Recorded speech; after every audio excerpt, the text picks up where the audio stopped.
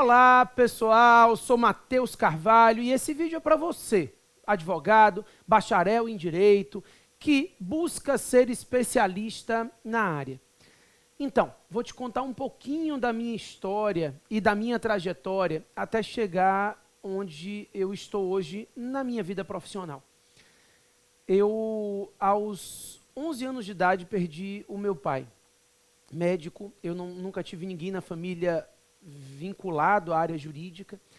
E aos 11 anos a minha referência masculina, que era o meu pai, ele faleceu de câncer.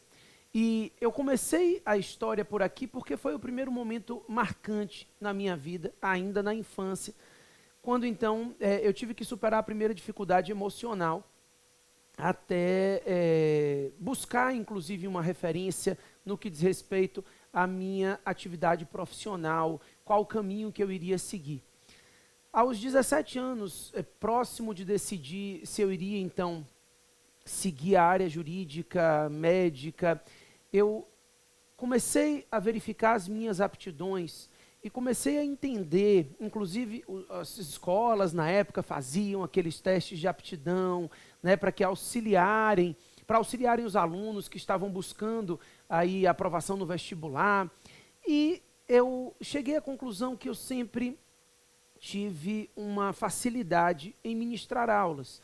Desde o meu tempo de escola, me juntava com alunos que tinham algumas dificuldades, explicava determinado conteúdo.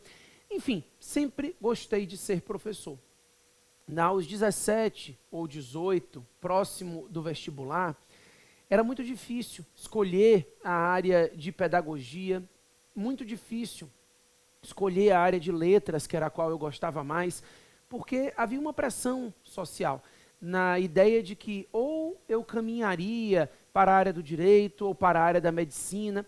Enfim, os meus colegas todos que estavam estudando escolhiam uma das duas carreiras, ou engenharia, a terceira carreira, né?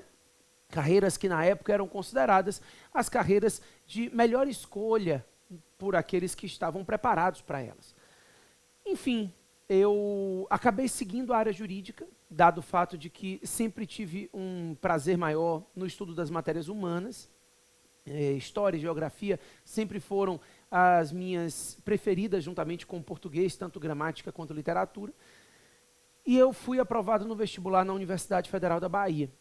No primeiro momento da minha aprovação, passava pela minha cabeça que eu tinha aberto mão de ser professor, a docência teria escapado das minhas mãos naquele momento, e eu teria seguido um outro caminho, né? O caminho de ser advogado, o caminho de atuar na área jurídica, ou a aprovação mediante concurso. Eu não ingressei na faculdade de Direito pensando em ser aprovado em concurso. Eu ingressei sem pensar em nada.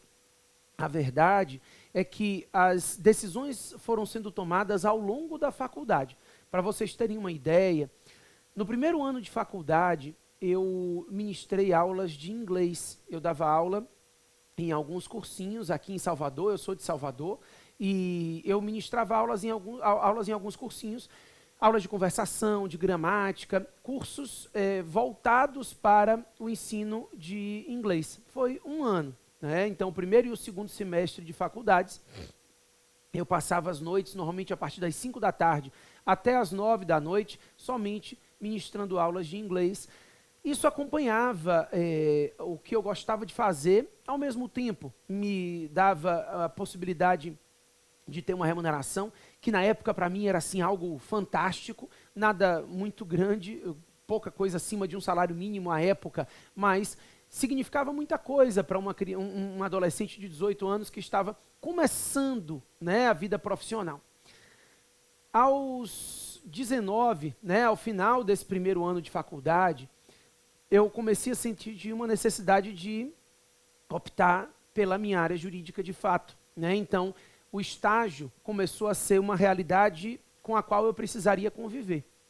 Então, decidi que iria fazer um estágio. Comecei a procurar, não tinha currículo para mostrar a ninguém, mas a gente sempre vai buscando aqueles amigos, aqueles conhecidos. É a hora em que a gente busca o nosso capital social, né? Então, vamos atrás daqueles que são conhecidos de conhecidos, até que consegui uma entrevista num grande escritório de Salvador, um grande escritório mesmo, localizado no Salvador Trade Center. Nós temos aqui Torres Gêmeas também. E um escritório que ocupava mais de um andar desse grande empreendimento aqui em Salvador e de renome indiscutível. Eu fui escolhido, contratado, e tive que largar o cursinho. Então, deixei de lado as aulas de inglês. Imaginei, então, que teria sido minha primeira e última experiência como professor, efetivamente. Isso aconteceu no ano de 2002. Eu ingressei na faculdade em 2000, isso aconteceu no ano de 2002. Finalzinho de 2001, início de 2002.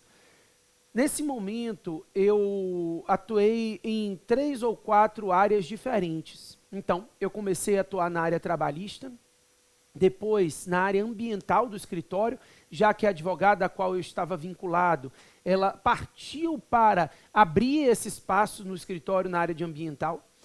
Também atuei na área civil e o escritório, ele requeria de mim alguns aspectos e algumas decisões, auxílios efetivamente, né? Elaboração de petições e tudo mais, na área de direito empresarial. À época, a gente chamava direito comercial, né? O problema é que eu não conseguia me identificar com nenhuma das áreas com as quais eu estava trabalhando. A minha conversa, normalmente, dentro do escritório, entre os estagiários, e isso aconteceu quando eu estava lá já há mais de um ano no escritório. Eu fiquei nesse escritório cerca de 2 anos. Há mais de um ano no escritório, a gente só conversava sobre isso, né? E aí, qual é a sua pretensão pós-faculdade? Eu ficava com uma inveja dos meus colegas que diziam: eu pretendo continuar no escritório, crescer por aqui, ser contratado. E eu olhava para isso que eles consideravam um futuro fantástico e dizia: meu Deus, espero que não seja o meu futuro. Até que eu começava a me convencer que isso seria bom, mas ao mesmo tempo eu achava que não era, e eu decidi então buscar um outro escritório. Busquei um escritório na área penal. Um desastre. Foi o que eu gostei menos, né? Passei 6 meses nesse último escritório, na área penal, e as petições e atividade, as pesquisas também não me satisfaziam, até que chegou um momento que eu disse: olha, eu realmente descobri que eu não deveria ter feito direito, né? A área jurídica não era o caminho certo a seguir. Eu forcei uma situação e agora eu vou precisar sobreviver com essa situação. Então eu vou ter que escolher alguma coisa, seja uma ou outra, boa ou ruim, não me importa. Nesse momento, eu decidi, conversando inclusive com a minha mãe, fazer um concurso público. Foi quando o concurso público estava em alta no Brasil, né? Isso foi mais ou menos no ano de 2003 ou 2004. Concursos públicos eram a tábua de salvação da maioria das pessoas. Só se falava na possibilidade de aprovação em concurso. Meus colegas de faculdade já falavam sobre isso, né? Eu tinha colegas que tinham ingressado 1 ano ou 2 anos antes de mim, que já estavam se formando e estudando de verdade para aprovação em concurso, alguns inclusive já aprovados. Isso começou a me dar uma ideia de que eu deveria buscar um outro caminho na atividade jurídica. Então eu decidi estudar para um concurso que estava sendo publicado, o edital, que foi um concurso para técnico do Ministério Público da União. Isso. Esse concurso de técnico do MPU foi um concurso emblemático na faculdade, né? Eu tinha alguns colegas ali no último semestre, eu estava há 3 ou 4 semestres ainda de me formar, então alguns já estavam fazendo o concurso para analista do MPU, já que o concurso abrangia os 2 cargos, e eu decidi me inscrever para o cargo de técnico, quando então comecei a estudar. Busquei materiais, né? Eu analisei aí com os colegas qual era a fonte de estudo deles, peguei alguns materiais, cheguei a comprar aquelas apostilas que à época também se vendia nas banquinhas de revista e comecei a estudar. Eu comprei o concurso do MPU. Foram 2 ou 3 meses de estudo efetivo. Eu tinha largado os 2 escritórios, já tinha decidido que eu não ia querer eles. E 2 meses depois, 3 meses depois, para ser mais sincero, Eu fiz a prova e descobri que tinha sido aprovado para o cargo de técnico. E como eu tinha sido aprovado dentro das primeiras vagas, eu pude ficar em Salvador. Então eu assumi, nos meus 2 últimos anos de faculdade, meus 2 últimos semestres, desculpe, né, o último ano de faculdade, ao final do 8º semestre eu assumi o cargo público de técnico do Ministério Público da União. Fui lotado no MPT, no Ministério Público do Trabalho. Já sabia que a área trabalhista não me agradava, mas achei que era o mais simples de eu seguir, já que o MPF iria caminhar muito mais para a área penal, com a qual eu tinha tido uma identificação ainda menor. Ao começar a preparação para concursos, então, eu descortinei uma grande novidade na minha cabeça, que foi o direito administrativo. O direito administrativo, que não é dado no início da faculdade, né, e por isso me deixava desnorteado em relação a ele. O direito administrativo eu fui aprender no 6º ou 7º semestre, acho que 7º e 8º, enfim, 1 e 2. Foi uma cadeira que demorou de chegar para mim. Quando ela chegou, ela descortinou para mim a ideia do que seria o direito que me agradava. Então, eu comecei a entender um pouquinho a estrutura e a história do direito administrativo e comecei a buscar compreender esse direito que atua gerindo a atividade estatal. Como eu sempre gostei muito de história, eu entendi que a gente saiu daquela ideia de absolutismo, né? Então isso me lembrava o absolutismo chegando à Revolução Francesa, quando então os burgueses decidiram limitar os poderes do monarca, e o direito administrativo surge então para limitar esses poderes do monarca. A limitação e a história do direito administrativo ia me encantando, e eu fui buscando entender quais eram os mecanismos do direito para limitar os poderes estatais. Por sorte, ao chegar no MPT, eu descobri que eu não trabalharia com direito do trabalho. Afinal, eu estava ingressando na carreira meio. Eu fui lotado de antemão em um local referente ao setor de pessoal. Foi quando eu pude estudar a 8.112, já que eu precisava atuar no setor de pessoal e entender quais seriam os direitos e as obrigações dos meus colegas. Então, o MPT pagou para mim, inclusive, um curso da 8.112 para qualificação. Foi um momento muito bacana da minha vida, porque foi um momento de descoberta. Eu entendi que eu queria atuar na atividade pública e que o direito administrativo seria o meu caminho. Então eu continuei estudando e já que eu simpatizava muito com o direito público em geral, o direito administrativo bem especialmente, eu decidi me preparar para concursos de advocacia pública. Esse é um ponto importante. Eu não decidi me preparar para concursos, ponto. Eu decidi me preparar para concursos de advocacia pública. Isso significa dizer que se você tem um foco muito amplo, você não consegue atingir um objetivo específico. No momento em que a gente, e eu na época não sabia disso, mas no momento em que você foca em uma determinada carreira, em uma determinada atividade, você acaba se especializando naquela atividade. E os frutos vão surgindo sem que você perceba.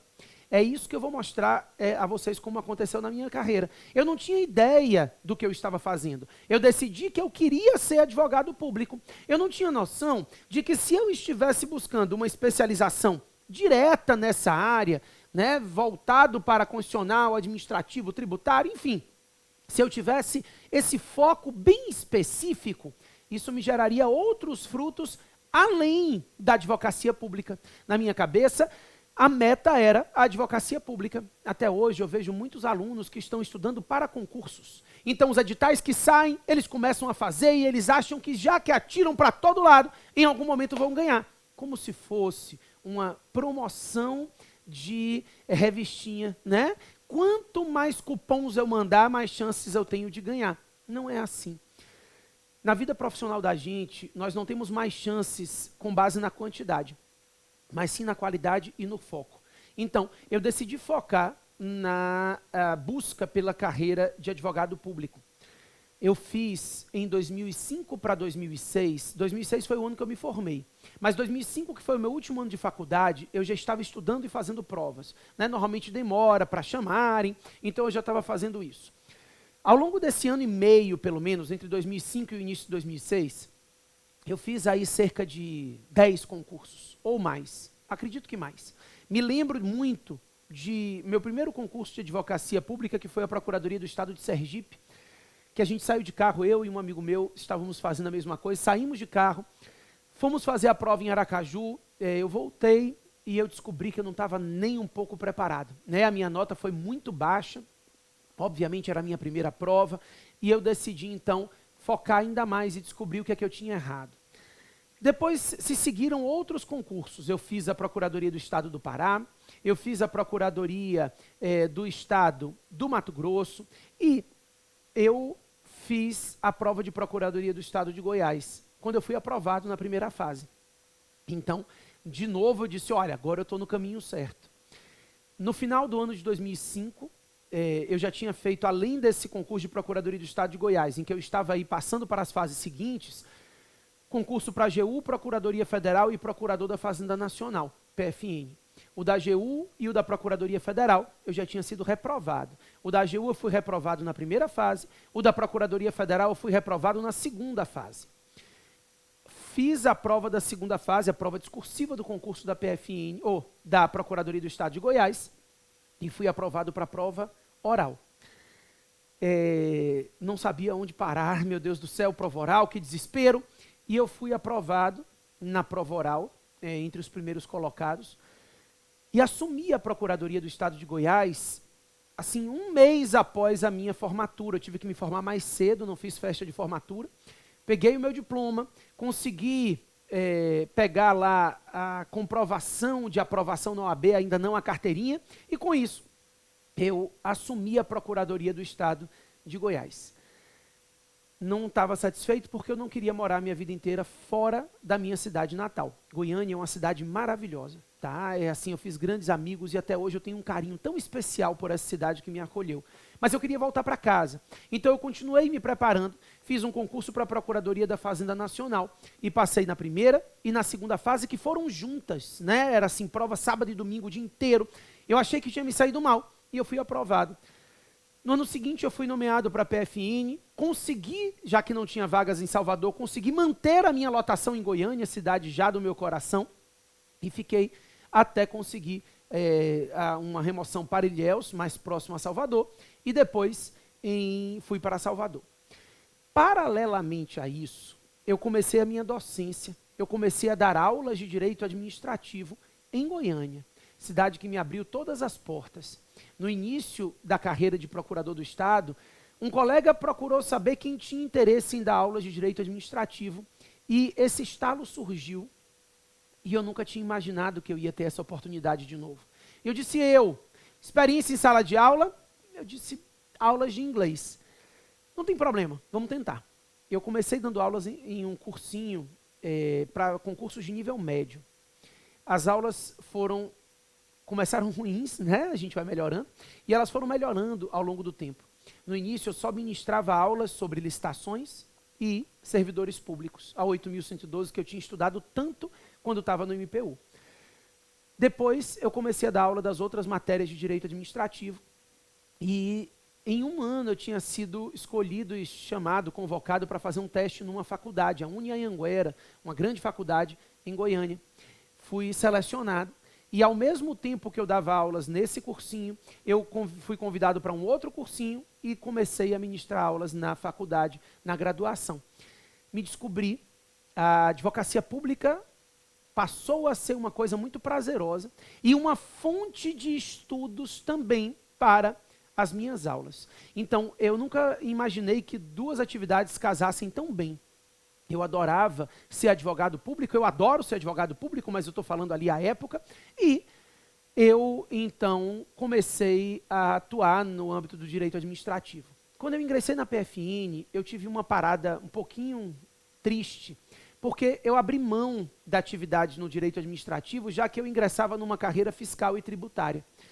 Eu consegui conciliar isso durante um ano ou dois, até que eu consegui na PFN ingressar onde eu estou até hoje, que é na consultoria jurídica dos órgãos do Ministério, à época Ministério da Fazenda, hoje Ministério da Economia. Então, comecei a focar o meu trabalho como advogado público nas licitações, nos pareceres e na prática desses advogados que atuam com licitação. Mais uma vez, voltava a casar minha atividade como procurador da Fazenda Nacional e como professor. Eu tive a primeira oportunidade de dar aulas online quando, em Salvador, eu fui convidado para dar aula em um cursinho. Convidado não. Eu corri atrás e consegui ministrar aulas em um cursinho. E então, um dos meus colegas, o Renato Saraiva, abriu um curso. E me convidou para dar as primeiras aulas nesse curso. E esse curso era presencial e online. E eu fui muito bem nas aulas. E o resto da história foi se desenrolando da forma como eu nunca imaginei. Né? Então, eu continuei nas aulas de direito administrativo. Então, meus colegas dão aula alguns dão de administrativo constitucional, outros tributário, um monte de coisa. E eu disse, eu vou focar somente na matéria com a qual eu me identifico. Meus colegas diziam, olha, você pode abrir um leque muito maior e ganhar muito mais dinheiro e ter muito mais visibilidade, porque você pega 2, 3 matérias, administrativo não é uma matéria tão grande. Lê do engano, né? Na verdade, embora não seja uma matéria imensa realmente, o direito administrativo tem muitos detalhes e muitas peculiaridades. Se você se debruça nele, você se aprofunda nele, você se especializa nele. Então eu fiz a minha especialização em Direito do Estado.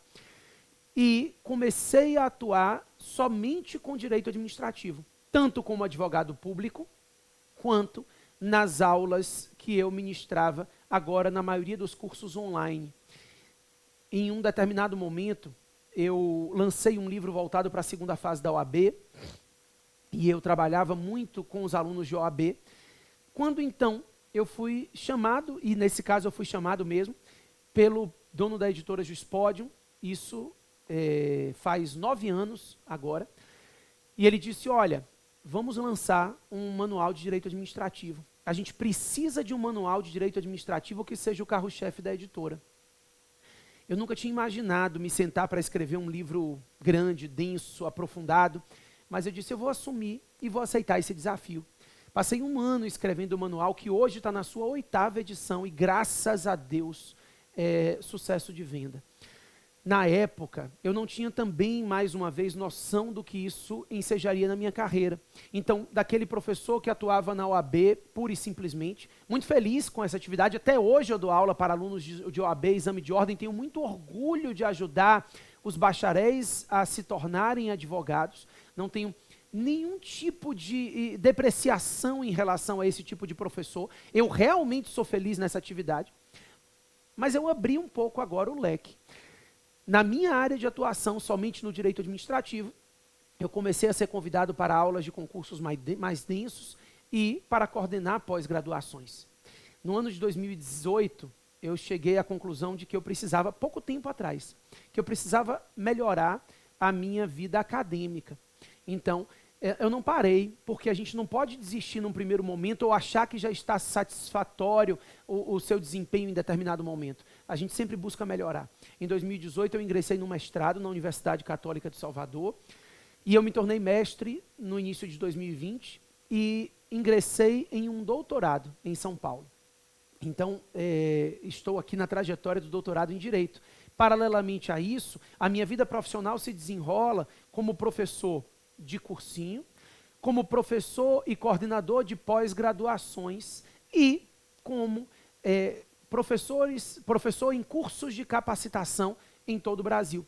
Como eu trabalho há muito tempo com licitações e contratos, eu comecei a ministrar aulas capacitando aqueles que têm dificuldade de atuar nessa atividade de licitações e contratos, que é uma atividade tão importante e tão difícil de encontrar especialistas.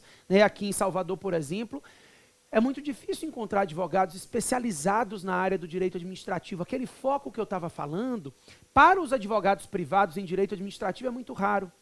E aí eu comecei a enxergar que esse nicho de mercado era um nicho muito pouco explorado.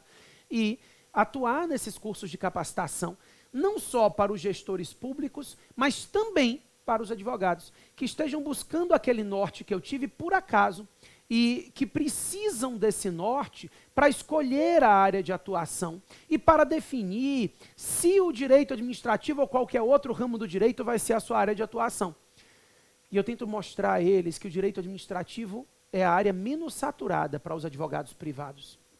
A verdade é que nasce agora, em 2021, com a nova lei de licitações, uma nova competição no mercado. A nova lei de licitações inaugura o ordenamento jurídico nessa área, ele reinaugura. Então o tema passa a ser tratado de outra forma, o que faz com que todos estejam 0 a 0 no que diz respeito a experiências no tema de licitações e contratos. Então, é a grande oportunidade de quem quer ingressar na carreira de advogado como um especialista na área de direito administrativo. Grande oportunidade porque zera a experiência de todo mundo, né? Eu costumava dizer que, e eu fiz isso durante algum tempo, em 2019, por exemplo, eu me lembro dando aula em um curso para alunos de um escritório que queriam efetivamente atuar na área de direito público, e eu dizia, olha, entendam que vocês estão começando a atuar como direito público e vocês vão ter que buscar espaço com pessoas que têm experiência de 5, 10 anos na área, 20, 30 anos, né? Agora, isso mudou.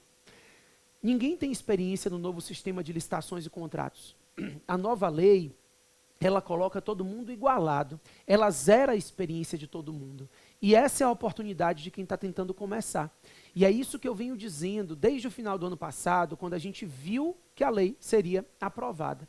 Eu disse, olha, agora, quem tiver conhecimento total e completo acerca da nova lei, sai na frente. Quem tiver esse conhecimento está realmente um passo à frente daquele que, mesmo tendo experiência, só tem conhecimento em relação à legislação anterior superada, né? Ao longo dos próximos 2 anos, os órgãos públicos poderão escolher entre utilizar a nova lei de licitação ou a legislação anterior, a 8666 e a 10520. A gente sabe que a tendência é que os órgãos públicos deixem para o último momento, o momento de desgarrar da lei 8666 e buscar a nova legislação.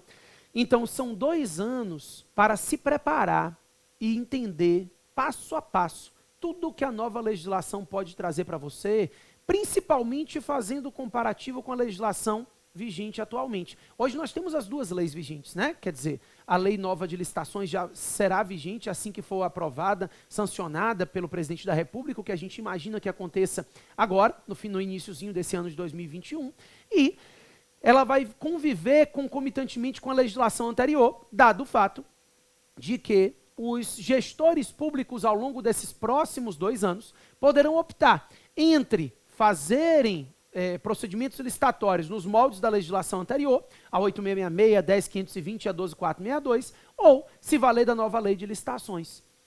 Saia na frente. Comece a se preparar conhecendo a nova lei de licitações.